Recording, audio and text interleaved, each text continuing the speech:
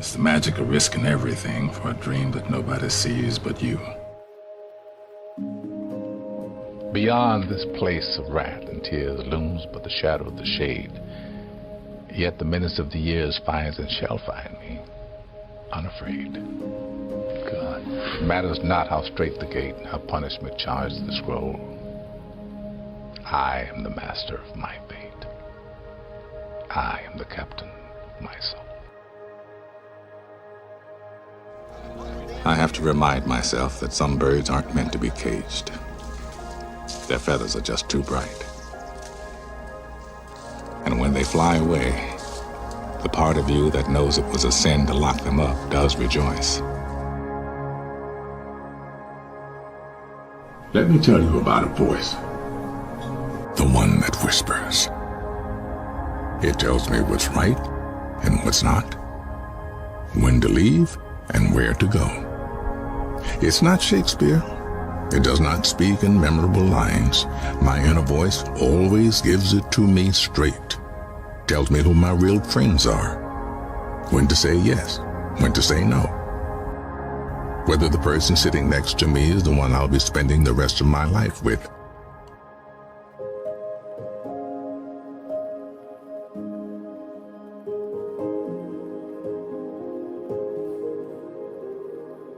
You already know that dedication, hard work, and perseverance gives positive results.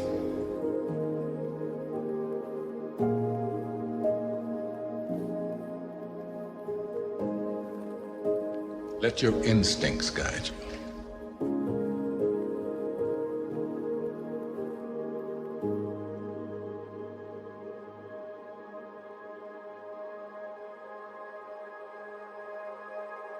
Your 15 minutes are up. You better start thinking of something else.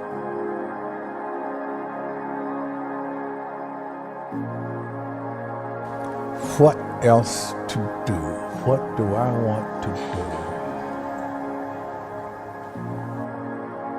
I was picked a day that I was going to go to the Taxi and Limousine Commission to try and get my license. And the day before I decided to go, I got a call from my agent.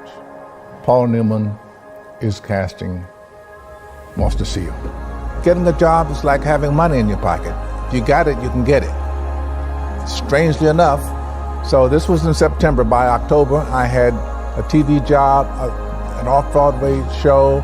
I was directing a play, and I was going to be in January going to do this movie. It was called Harry and Sons. Go figure. What would you do if you weren't an actor? If you didn't make it as an actor, what would you do? I have no idea. I would act somewhere, because I'll die if I don't.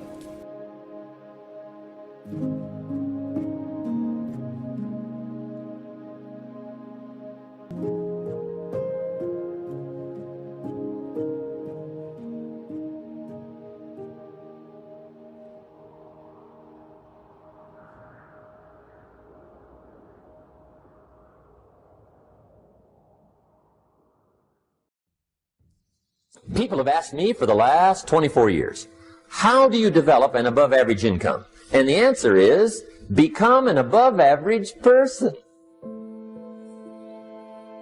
Develop an above average handshake. Some people want to be successful, they don't even work on their handshake. As easy as that would be to start on. They let it slide, they don't understand. Develop an above average smile. Develop an above average excitement. Develop an above average interest in other people.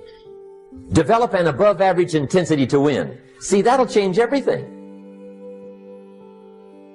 Probably one of the most frustrating experiences in life is looking for an above average job with above average pay without becoming an above average person. It's called frustration.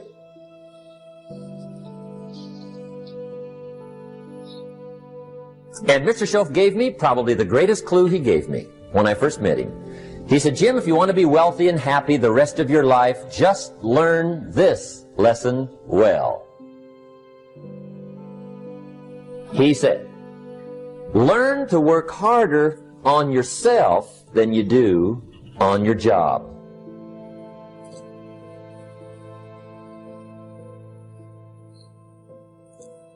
Then Mr. Schoaf gave me probably one of the most important clues among so many things he taught me, but this was in those early days. Mr. Schoaf was very kind, but he was also very abrupt. And he had these interesting questions to ask. I'm giving him a little rundown one day on how things hadn't worked out for me. He said, Mr. Owen, I've got the answer for you if you will listen carefully. And listen carefully I did that day and for the next 5 years. If somebody's wealthy and happy, you gotta listen. He said, Jim, I've only known you a short time. But he said, it's already my honest opinion that for things to change for you, you've got to change. That wasn't quite the answer I was looking for. But that's the answer he gave me, and I pass it along to you. For things to change for you, you've got to change. Otherwise, it isn't going to change. Before I met Mr. Schoaf, I used to say, I sure hope things will change. Right? That seemed to be my only hope. If it isn't going to change, I'm in serious trouble. And then I discovered it isn't going to change, so I'm in serious trouble.